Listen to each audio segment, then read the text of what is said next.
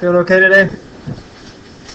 I want to show a couple, or remind you that we have a test coming up. When is our test? Today is the 20th, and it's on the 9th of October, so it's not that far away, okay? Because where are we? We're right here, so we just have about 6 more class meetings to our next exam. Okay? So it's coming up. I know that seems like it's not very far away, but it is now. All right. I know that seems like it's far away, but it's not really that far away. So what you can be doing in the meantime is going through your OpenStack and doing those, spending time on those. In fact, you want to go as well as you can on those. 100% is what you want to get on the OpenStack. That's what you want to shoot for. And so you're working through those all exams. You know you're going to see some projectile motion problems, and we'll do a few more today, but then we're going to move on to chapter 4. I don't want to say, I do want to say it actually, that the second test is usually the hardest test. Somebody laugh. I know that the first test seems that way, but the second test is really, after that is downhill. So we're sort of running uphill right now, and after the second test will be a little easier. But the second test, especially if you didn't do well on the first test, the second test is going to be more difficult because we're going to see vectors again, we're going to do a lot more vectors, and we're going to see kinematics too, so we'll see this projectile motion. So I'm not here to scare you or anything, but I am here a little bit to scare you, to make sure that you're mastering those things, because you will see them again on the second test. But the good news is that we have lots of time. We don't have that much time. We have 6 class meetings until the next exam, which isn't that long, right? The 20th is right here. So we have the rest of this week. Next week, we have a holiday on Monday? Oh wait, no, not anymore. Woo, that's awesome. All right, so and then we have the next week, and then we have the exam on that Monday. Y'all know we're not having fall break, right? Don't go. Yeah. Okay, so just keep that in mind. I do want to look at one problem, number 4, which was given, I know several of you fits. It's kind of a fun problem. And in fact, you know, as you're looking at the OpenStack's problems, just keep in mind that some of those are like ones that we worked in class, and I think like number 1 and a couple of the others were just like ones that we worked in class. The volcano problem, that was sort of like the one that we worked at the end of class last time, where I said this is how you use the quadratic in these problems. So that was similar to that, the volcano problem. But this one was kind of a wonky problem. Well, let's just sort of look at this and how would we approach it. Okay, I'm not going to work it for you completely, but I'm going to help you get it set up. So it says that a person wants to fire a water balloon cannon such that it hits a target 100 meters away. So can I write on this? Yeah, so x is equal to 100 meters, and the cannon can only be launched at 45 degrees above the horizontal. What should be the initial speed when it's launched? So I'm firing this thing, and it's going to travel 100 meters in that distance in the x direction, and I know that this angle has to be 45 degrees. So I write down what I know. I know x is equal to 100, and I know theta equals 45, and that's all I know. I mean, I know the acceleration in the y direction is negative 10, and the acceleration in the x direction is 0. Then I can think about my kinematics equations. I have x is equal to Vx times t. And you know, you might want to label what you don't know here. So I don't know Vx and I don't know t. And then I also know that y is equal to V naught y times t plus 1/2 ay t squared. There's a lot that I don't know in this, so I'm not even going to label it. But I also know that the velocity is equal to V naught plus AT. And I can further say that Vy at the top is equal to V naught y times AY times T top. All right, I know Vy at the top.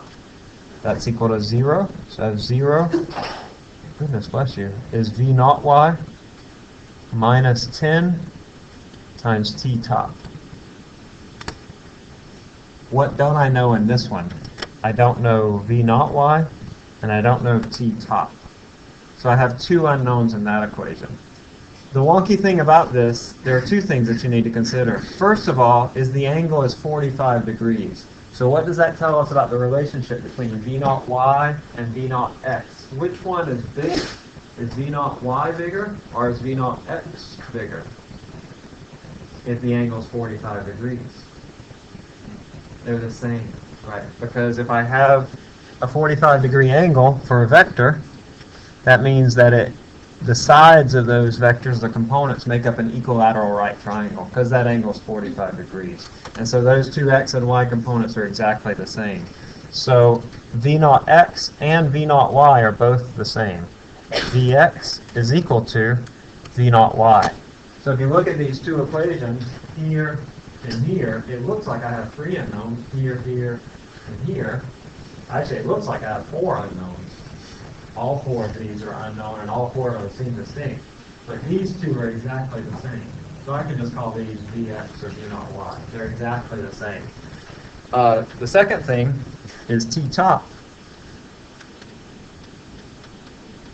is equal to half of T. And so I can make that substitution. I could say, instead of having T top here, I could put in half T, 1/2 T. And then you can solve that system of two equations. All right? You know how to solve a system of two equations with two unknowns? No, let me show you. I'm not going to show you on this, but let me show you just as an aside, because I think that some of you are having trouble, and I know it comes up in at least two of your OpenStax questions. Is that right? Does it come up in two of them? You have to solve a system of two equations? Anybody know? Pretty sure it's two of them. Let's look at a system of two equations. So anyway, this is where you go from here. You say x is equal to Vx times t, and you say 0 is equal to v0y, which is also the same as Vx. So I'll just write that as Vx minus 5 times t. And then once you do that, you can solve for, what is it you're looking for? You can solve for Vx, and then you can find v0.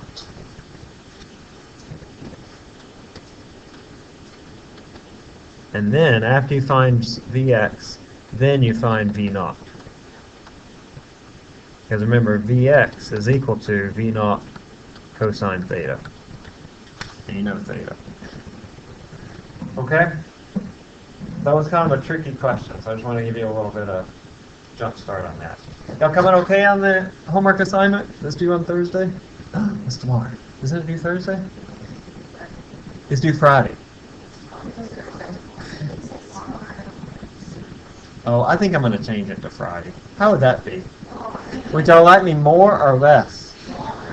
Okay, good. Want y'all to like me more. No, I'm just joking. Oh, y'all like me. That's great. I like y'all. Right. Okay, let's do a system of equations. All right, so let's see. What do we have on that one? It was, yeah, we'll look at one similar to that. Let's say that we had this system of equations. Let's say we had said x is equal to 2t plus 3, and we have, oh,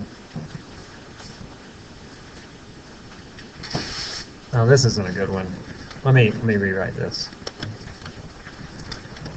We'll say that 10 is equal to 2t plus 3v, and then we'll say that v is equal to 3t minus 1. And notice that I have two unknowns here, and I have two equations. But they're two independent equations, so I can solve these for both variables. All right, so I would say I would substitute one into the other. I would first solve, actually here, I would just take this, which is equal to v, and I would plug it in for v. And so that would look like this. I would have 10 equals 2t plus 3 times 3t minus 1. So 10 is equal to 2t plus 9t minus 3. So that's 13 equals 11t. T is equal to 13/11. seconds, or whatever it is. That's how you solve a system of two equations. On the test, I won't require that of you. Yes, I won't require that of you. Okay, but on the OpenStax, it does come up 2 or 3 times. So make sure that you can solve a system of two equations. And there's also some in your homework as well. The practice problems in your workbook, which is also called homework. Okie dokie. Let's see. Let's do a little more practice, because I think that some of y'all are still struggling.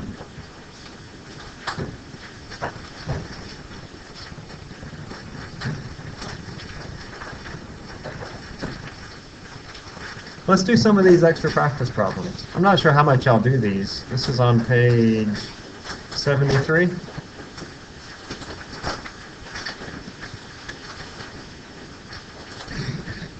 I have a brick is thrown upward from the top of a building at an angle of 25 degrees to the horizontal at an initial speed of 15 meters per second. It's in flight for 12 seconds. What is the horizontal displacement? How high is the building, and what is the maximum height? No, let's not look at this one. Let's go to the next one.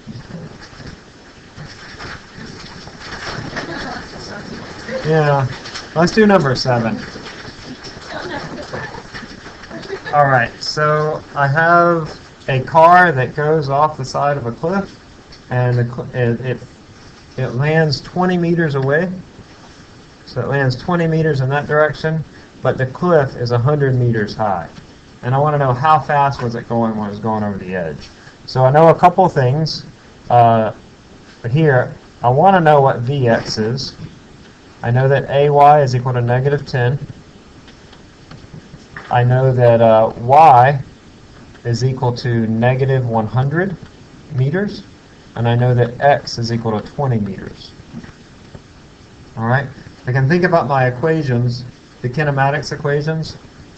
I know that if I want to know Vx, I can find it in this way. X is equal to Vx times t. Right? That's our kinematics equation for displacement, our position, just made specific for our x displacement. I don't know Vx, I want to know it. I do know x, though, that's equal to 20. And so since I know x, if I can find t, then I can know what Vx is. And so how am I going to find t? This question really comes out to how do I find the time that it takes for this car to fall? How do I find t? What do I consider in order to find the time for this car to complete its trajectory? What do I consider? Okay, yeah, that's on the right track. I want to consider, he said gravity. What I'll consider, said this last time. If you want to find the time, what do you almost always consider? The what? The y motion. I consider the y motion. To find the time,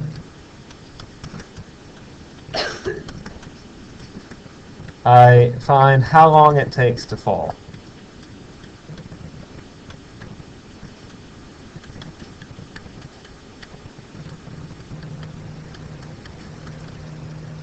The y displacement. So here it drops 100 meters. It's just like I take something and I let it fall 100 meters, and that'll be my time. So I say y is equal to v0 y times t plus 1/2 ayt squared. Here v0 y is equal to 0, is not traveling in the y direction initially. Y is -100 equals 1/2 of -10 is -5 times t squared. So t is the square root of 20 seconds. 4 point something seconds.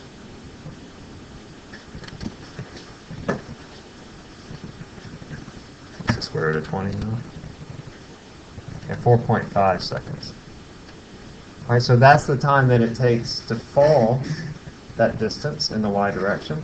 And then if I want to know the velocity in the x direction, then I come back here. And I say x, which was 20 meters, equals vx times 4.5 seconds. And so Vx is 20 over 4.5, which is 4.4 meters per second. That's a good sort of typical problem, like one you'll certainly see on the test in a few days or whenever it is, a few weeks from now. Okay? Why did I just consider just dropping the ball here? Why was that I could just consider, I just drop the ball and then time and time? What was important there? Karen? That's right. It's the same time. It's like the little two metal balls. One goes out, one drops straight down. Another very important idea here, too, is that it's not going upward or downward. It has no initial y velocity because it's going out horizontally. Okay? You'll do that in the lab, or you will do it soon. You got shot the little red gun here? You're going to shoot guns. Huh?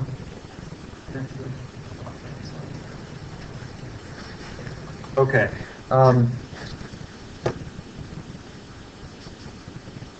Let's do some more of these clicker questions. I forget where we left off last time. Get that one. Get that one. We're going to come back and do a couple more practice problems. Goodness, bless you. We do this on 3.6c? We didn't do this one, did we?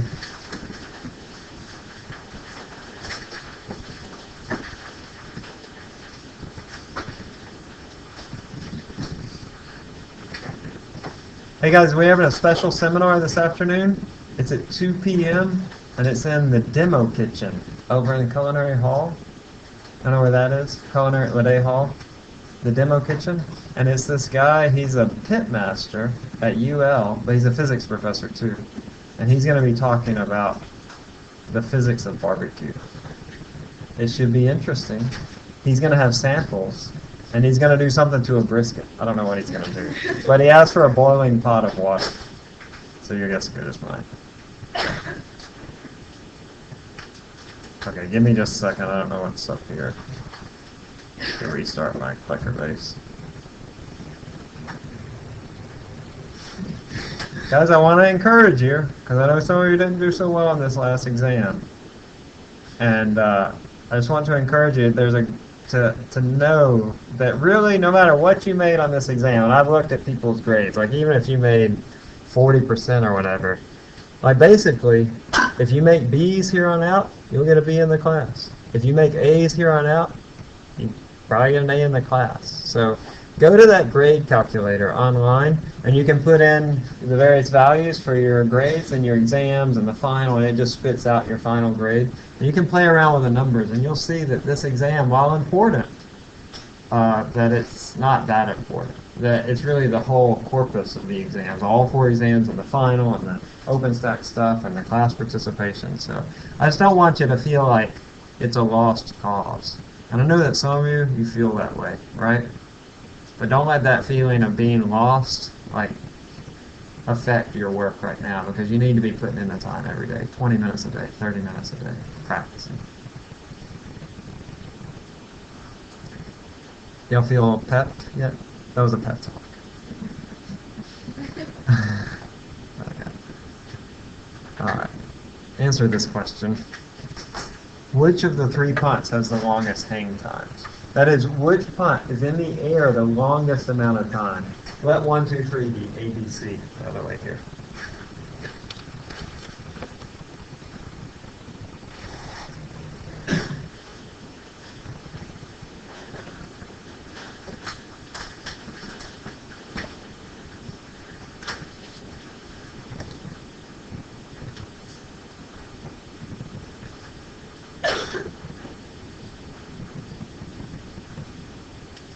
All right, let's stop at 43.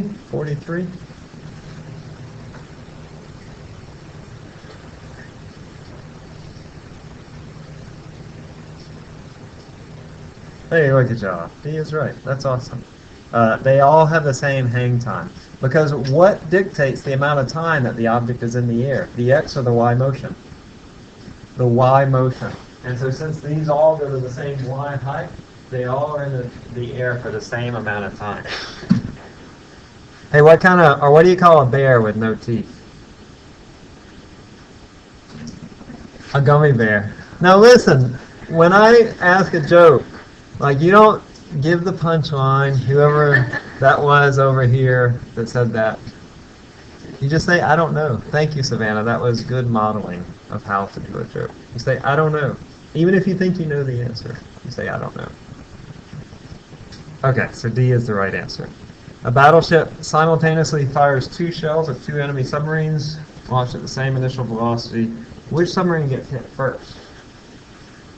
The closer one, the further one away, the one that's further away, or they both get hit at the same time?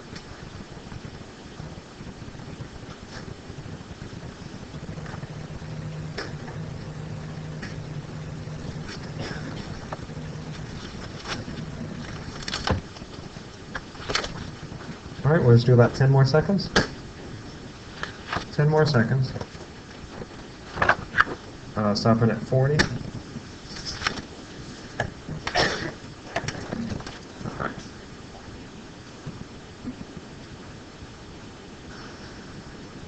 All right, awesome. B is right.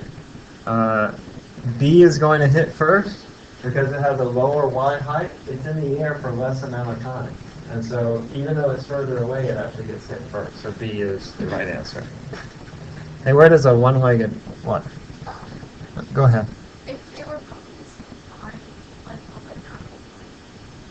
If they were both at the same time, well, it would sort of look like the football on the previous one. You would have one that would look like this, and then you would have one that would look, how would that look? Like that. They would just go to the same height. Because the y motion governs how long it's in the air. If it's in the air for a longer amount of time, it goes up higher. If it's in the air for a lesser amount of time, it goes lower. Okay? Where does a one-legged woman work? IHOP. Okay. For a cannon on Earth, the cannonball follows path 2. What if the cannon was on the moon? What path would it follow? And let your numbers be letters here, A, B, C, D. If it was on the moon, which of these paths would it follow? This is the Earth right here. Which would it follow?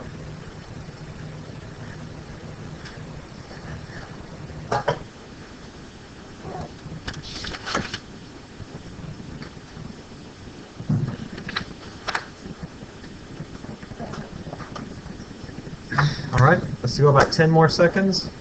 Stop at 45. 45.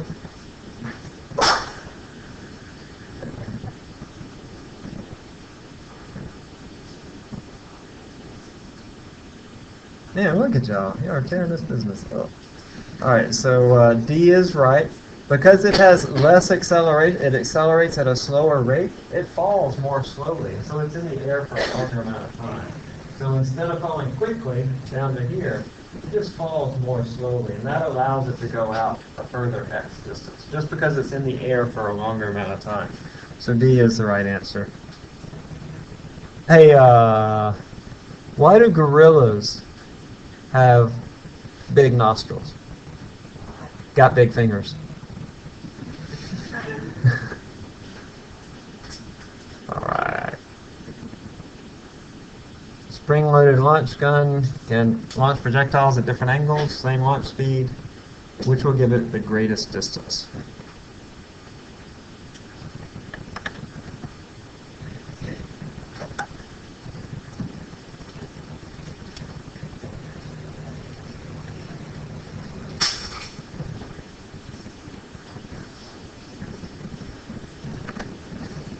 All right, I'll stop at 33. 33.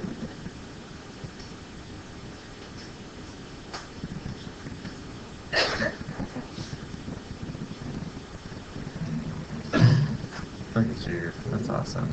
C is right. 45%. 45 degrees.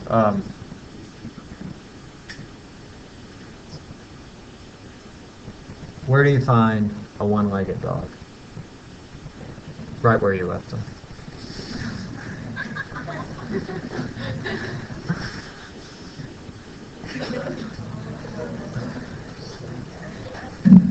Okay, so for me, you see your friend across the dorm, and you have a thing.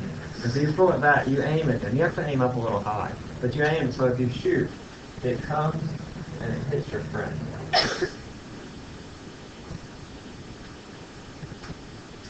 Oh, no, I'm sorry. You aim straight at it. You aim straight across. So you shoot your balloon across this way. But as you shoot, your friend, he drops out of the window. What happens? You hit. Does the water balloon move it hit?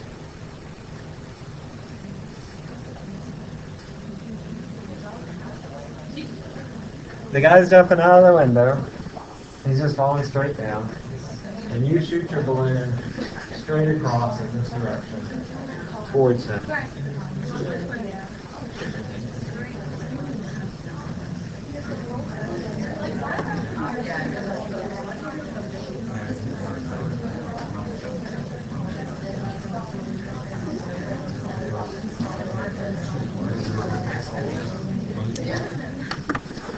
All right, let's stop at 125. 125.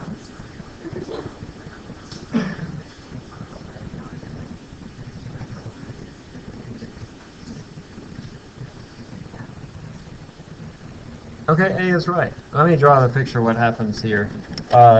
So you're shooting in this direction, and then your friend over here begins falling just at the time that you start shooting. And so what happens is your water balloon falls in that path, and the guy that drops, in the same amount of time, he falls the same y displacement. Because remember, the time, that completely tells you what is your y position. And since they both elapsed at the same time, they will both meet at this point at the same time. Okay? It's sort of like the balls, the two metal balls. You drop one and you shoot one off to the side. They both hit the ground at exactly the same time. And so it's a similar idea, except you're shooting the balls towards one another. You're dropping one and then you're shooting one so that they hit at exactly the same time.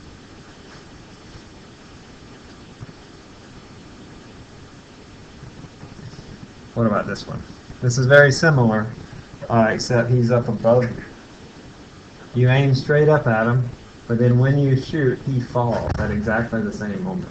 And so in this case, does the water balloon hit him?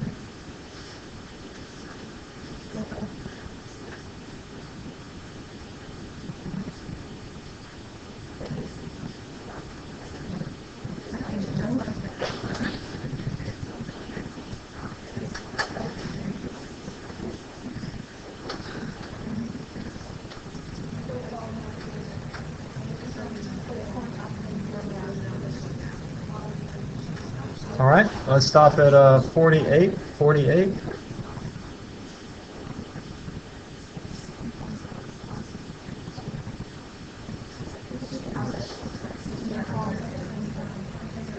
Okay, A is the right answer here. So what happens here is something very similar. I have the ball and I shoot it up and in this direction, and then your guy is right here. Now, if there was no acceleration due to gravity, the ball would just keep going straight and it would hit him. But because there is acceleration due to gravity, it begins falling as soon as you let it go. And so it follows a trajectory that looks like this. And then in that same amount of time, the guy falls and they meet at exactly that point. Okay, because they're falling at exactly the same rate, the acceleration due to gravity.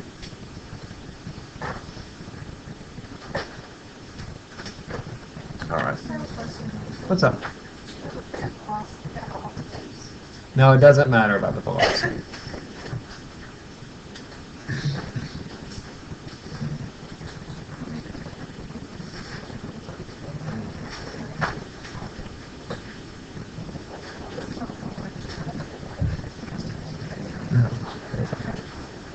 Okay.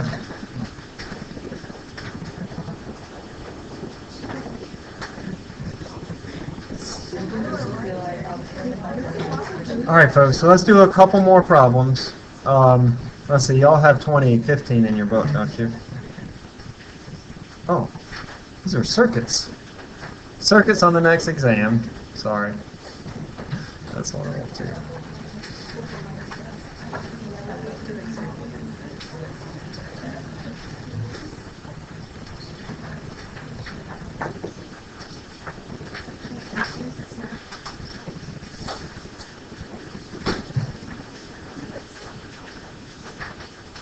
These aren't in the back of your book. I'm pulling a new one. I think, have we done all the projectile motions in the back of your book? Or are there more left in the old exam? There are more? Okay, let's do those then. There are some calculations.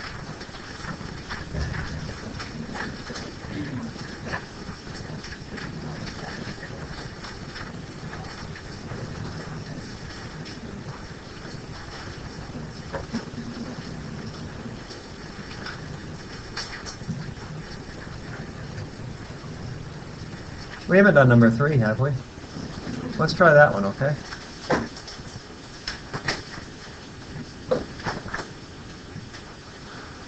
Your first order here is to find the time. The time required for this thing to drop. And then once you find that, since you know it's x displacement, you can find its initial velocity.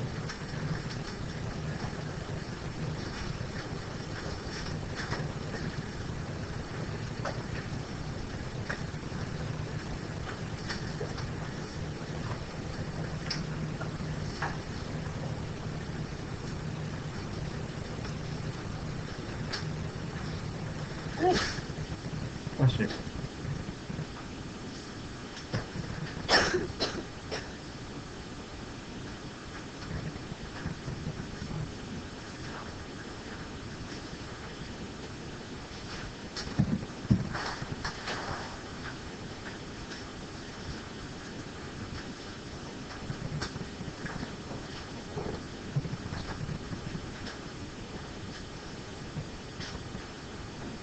If you finish number 3, go ahead and look at number 1, okay? Put in your answer for number 1. Or no, put in your answer for number 3 and then we'll do number 1.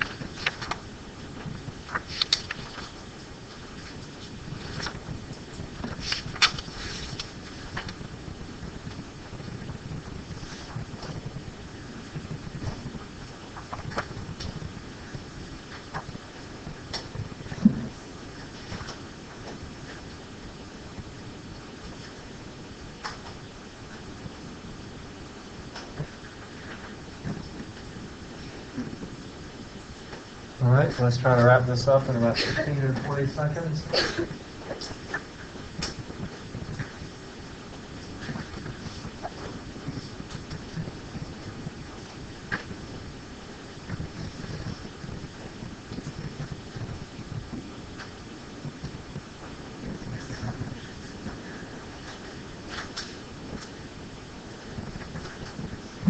All right, just a few more seconds.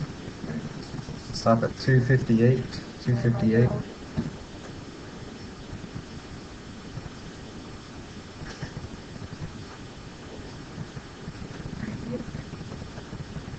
Yeah, look at y'all. Y'all got this down. That's good.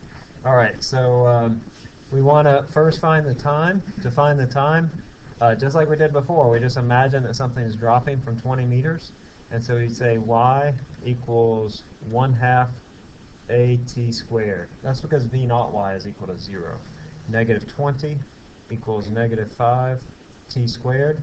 That's t is equal to 2 seconds. So it takes 2 seconds to drop this amount of this distance. And so now what is the velocity? Well, this object is actually traveling like this. It covers 3 meters in 2 seconds. So 3x is equal to vxt. So vx equals 3/2,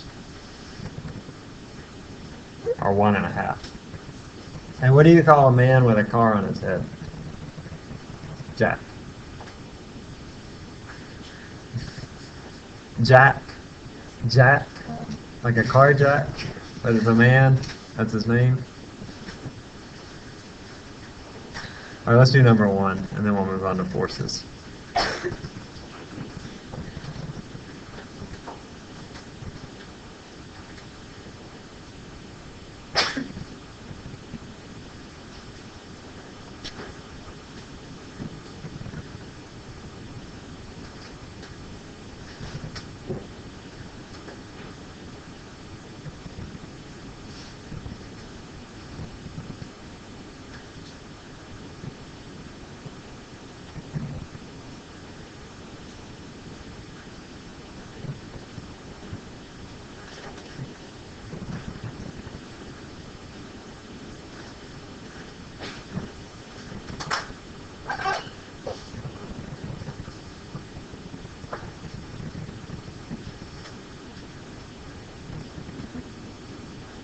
All right, let's stop at, say, 110. We're doing number 1 here.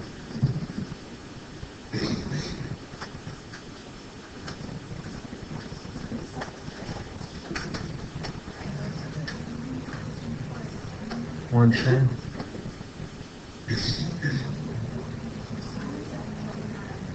Okay, we're sort of all split up here. So let's see. The projectile is fired like this, and it follows that path. I know that at the top that it has a speed of 100 meters per second. But remember at the top, Vy is equal to 0, and so this vector is only in the x direction. But remember our initial picture of projectile motion, that Vx does not change all the way throughout the trajectory. It's always constant. And so if that's true, then here, if it's 100 here, then it must be 100 here as well. So A is the right answer. Good job, y'all. 20? It's clever. Or quick. Okay? Listen, folks, what you should do, what I would recommend that you do, is that you take all those old exams right now and print them out and start working through them. Like maybe just do 4 or 5 problems a day. Because we can do 4 or 5 problems a day, right?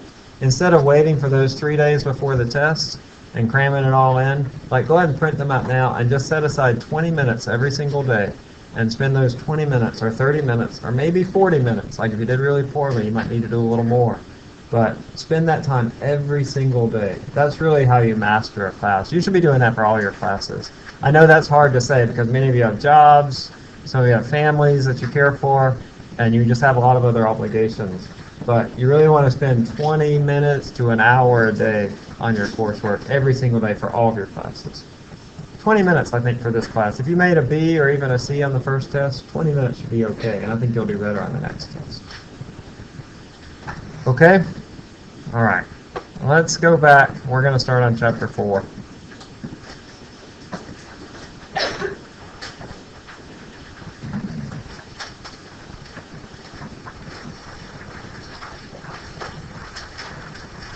Okay, so chapter 4 gets into the laws of motion. And good news here is that if you did well on the vector part, if you're able to add vectors, then this will be, you'll see a lot more of that sort of vectors. If you didn't do well on the vectors part, if you don't know how to add vectors, you'll want to go back and review that some. And if you need me to help you, then by all means, please come see me and I'll help. But this is on laws of motion. Force, it's first grade, you learn what a force is. It's a push or a pull. And it can be a contact force or it can be a field force. And so we'll sort of categorize those into 2 types of forces. Contact forces, which is mainly what we're going to be talking about this semester, and field forces. You ever get in a fight in grade school? Like a fist fight? Maybe you got into a fist fight in grade school. Just one of us this year? No? I got into a fist fight with Nelson Zamora. And I forget, it was stupid. I don't even know what we got into a fist fight about. And like afterwards, we became pretty good friends. But when you're in a fist fight, like when you hit something, that's a contact force, right? That you're actually touching something. So contact forces require contact between 2 surfaces.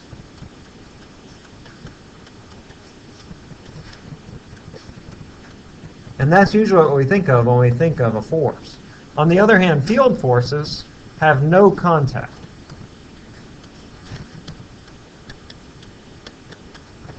And while you might think that field forces, oh, that sounds really bizarre, there must not be that many field forces is probably the most ubiquitous force that we encounter, because it includes things like the gravitational force,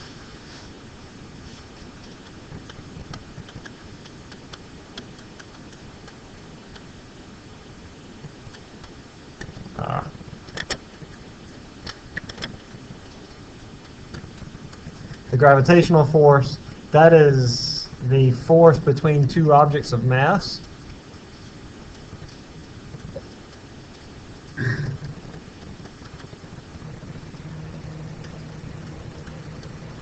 So between all objects, there are a force between them. If an object has mass, there is a force between them.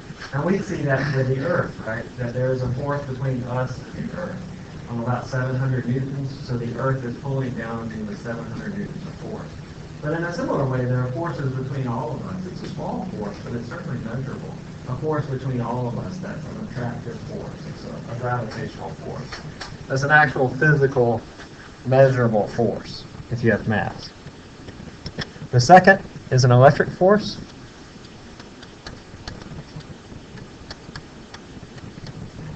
This is force between objects with charge.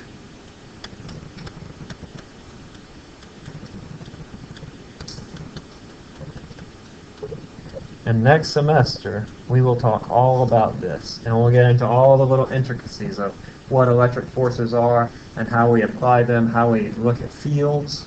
We're not going to get so much into fields this semester, but next semester we'll get into fields and talk about how that conveys the force, and then how you use those electrical forces to move little charges through little wires and light up things. So we'll talk about those in terms of circuits.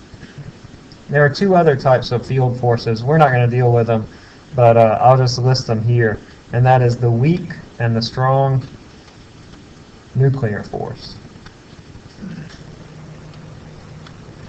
The weak nuclear force and the strong nuclear force.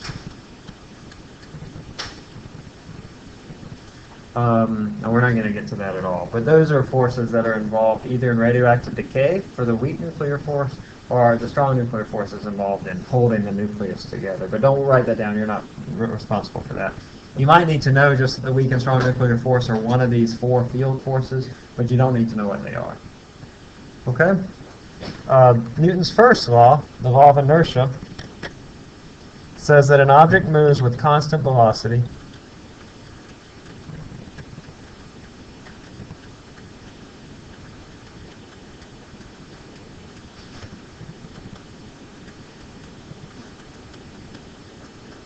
unless acted upon by a force.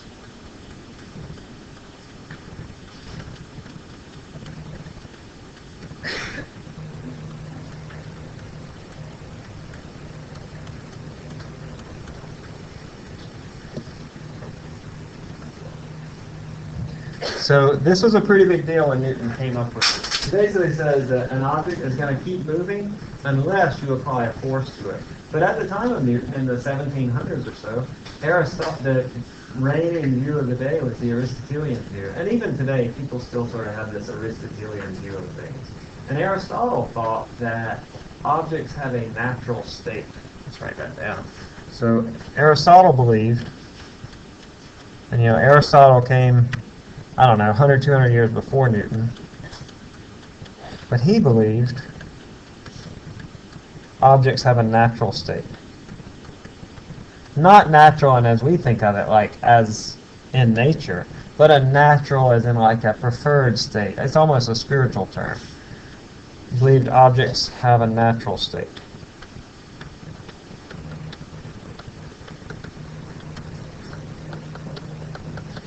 And that state, he said, was to be at rest. So, as I said, natural, not in the sense of what you think when you think of natural. I mean, when you think of natural, you think this is in nature, this is a physical, observable thing. But when he said natural, he really meant sort of a spiritual state, and that objects have this state, and they prefer to be in this state. And that state is to be at rest. And you know, in his defense, if you look around at objects, what do you almost always see objects? Do you see them moving or just sitting around? You almost always just see them sitting around. When you go outside, things that are moving because, I don't know, it's like they're violently being wrested from their natural state of being at rest. And that's very much how Aristotle looked at it. And so when Newton came along and said, no, that's not true, that an object will continue moving unless it's stopped by a force, like that was kind of a big deal. Because Newton said that there is no preferred state for an object, that state that the object will be in is whatever the object is doing at that moment. It'll keep doing that unless you change it. Before we move on, let's define what a net force is. A net force is just a vector sum of all the forces.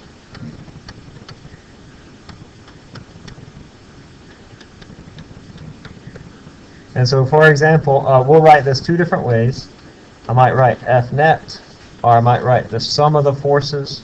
We should be putting arrows over these, though sometimes I'll get lazy with that and leave it off. For example, if I have a box, and I have two forces acting on it, let's say I have F1 is 10 newtons, and F2 is 20 newtons. And I want to find what is the net force. I would take the vector sum of those two forces. Now notice that I didn't put any negative signs here, but which of these forces is negative? F1 or F2? F2 is negative because it points to the left. And as y'all know, we live in like this right-hand dominated world. But anyway, let's move on. So the sum of the forces is going to equal to F1 minus F2. So that's going to be 10 minus 20 newtons, which is negative 10. All right, so that's our net force is negative 10 newtons. We're going to do 2D vectors as well, where you have to add vectors in two dimensions. But that's a net force. It's just a vector sum. Now I want to write some more on this page, if y'all can fit it. Can y'all fit it on this page? If you're here on the next page, actually, if you want, you can fit it up top. But sorry, I meant to put more space here. Did I put more space? No. All right. So another couple of definitions that I want you to know. The first law is called the Law of Inertia. This is called the Law of Inertia.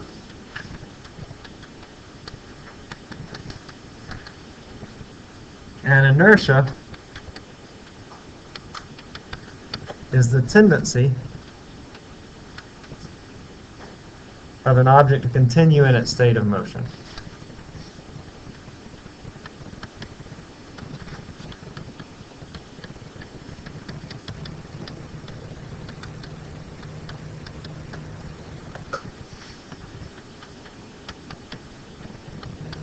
So remember, very different from what Aristotle taught and what he believed. He very much did not believe that an object would continue in its state of motion. He said that it would stop eventually. But inertia is just this tendency of an object to continue in its state of motion. And inertia is measured by the mass. So mass is a measure of inertia.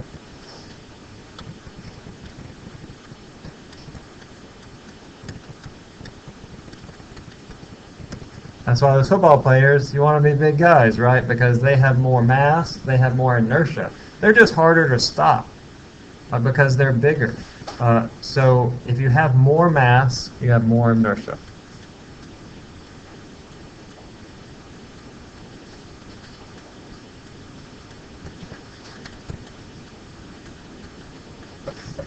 All right, let's take this quick test.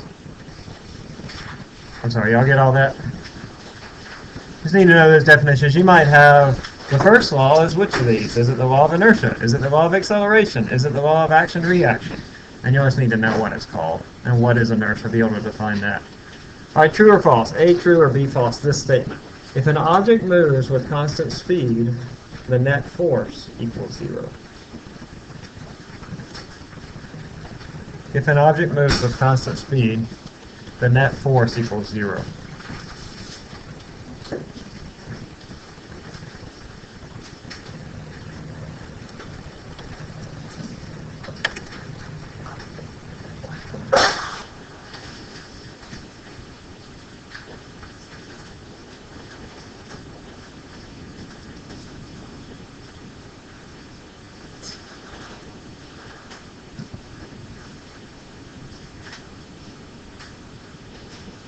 Ask your neighbor if you like.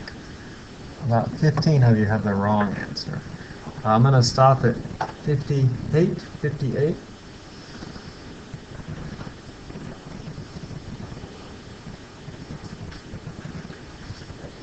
Okay, good. A is right.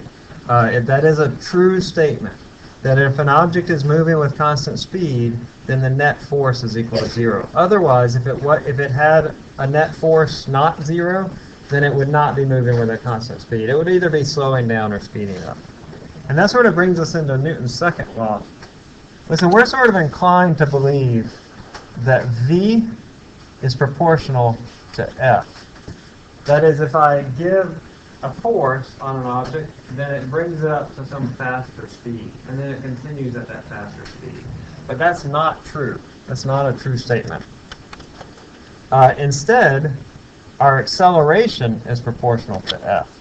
And so Newton, this is what he did with his second law. He said that the acceleration is proportional to the net force. And then also, he said that the acceleration is proportional to 1 over the mass.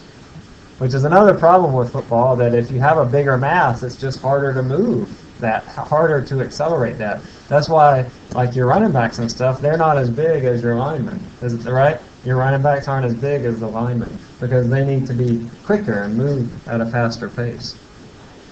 All right, so Newton put these two together, and he said that A is equal to F over M.